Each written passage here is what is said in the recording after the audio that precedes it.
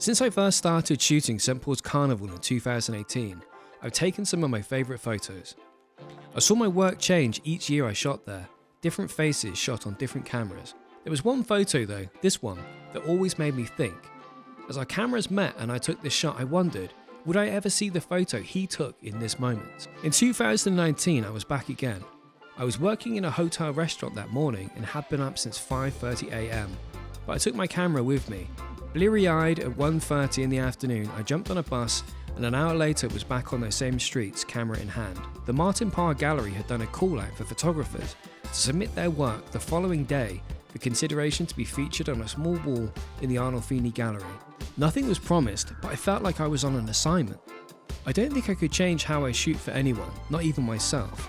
So in my mind, if anything I took was good enough for me, hopefully it was good enough for them. I had a Nikon 7200, a little crop sensor camera that I never really appreciated at the time, and on it I was shooting a cheaper 50mm. Shooting any kind of public gathering you can sometimes feel invisible, or at the very least, as though the fact that you were there to take photos isn't this totally unexpected thing. There's something in finding yourself in exactly the right spot by accident, but then at other times seeing something you have to run for, all whilst drawing as little attention to yourself as possible. I took a few portraits on my Canon A1 that saw little use this time around, but is always on me regardless. In 2020, COVID stopped the world in its tracks, and Carnival went untravelled and uncelebrated right up until 23. Come last year, I moved plans and blocked out the weekend with no commitment other than being there and shooting. I shot the end of a roll of colour film and then went on to a roll of Ilford HB5 black and white, a questionable choice for a festival that is an explosion of colour. I'd fallen in love with shooting a little digital pocket-size Olympus PL7 with a 19mm lens, shooting an equivalent of 38mm. Something about this camera forced me to shoot a little differently. It felt wide like a 28mm up close, wrapping the image around, but you could still shoot it like a 50mm from a distance. I've always shot primes. They make you move and there's something in that movement that you can feel in the photos, like you aren't waiting for the world to come to you. The Carnival is as much about the actual parade as it is the million individual street parties around every corner. Everyone is outside. People set up stalls selling beer and cider. It is Bristol after all. And from the early morning, sound systems of all sizes are dragged out of vans, rigged up and set up ready.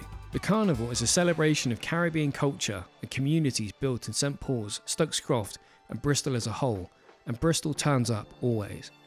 You see locals and their families, students transplanted who experience a real Bristol and will never move home. It's a cliche, but it feels like days you won't forget if only you could remember. During lockdown, I went through some of these earlier Carnival photos from 2018 and again was brought back to this photo. I put up a post on my Instagram. Long shot, does anyone know who this chap is? Barely an hour later, a young lad named Oscar replied. I'd met Oscar after shooting a protest in Bristol where Greta Thunberg attended to give a speech to the next generation of Bristol's children, all off from school to witness and become part of this moment. I'd stayed long enough to become drenched in the rain, and as I made my way back to work for the afternoon, I stopped to take a couple of portraits of Tara and Oscar. They were kind enough to ask for my Instagram to see their photos once I got them developed, and so started a chain reaction. Oscar had reposted my story and then hit me up in my messages. The photographer's name was Simon Archer, Oscar's uncle. I couldn't believe my luck.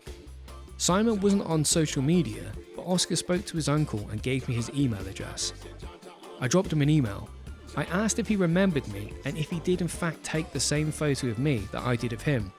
He replied he did, and he had. He was going to send me the photo. He was battling technology and asked instead for my home address. A week later, and this print arrived in the post. As a photographer, you're always the guy with a camera, and somehow you never really end up with that many pictures of yourself. I'll always be grateful for this one.